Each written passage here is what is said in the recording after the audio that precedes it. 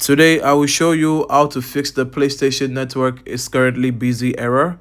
If you find this video helpful, please don't forget to like and subscribe. First of all, we want to check if our controller is connected. We see the light, we know that's connected. Now that that's sorted, we want to go to settings.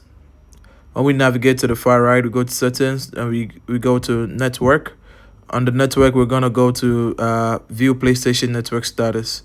Now, what we want to do is we want to ensure that all this all our services are running and they're all green. You want to see the green icon there, and now you know that that's connected. You want to go back, and the ideal thing to do from this point would be to restart your console.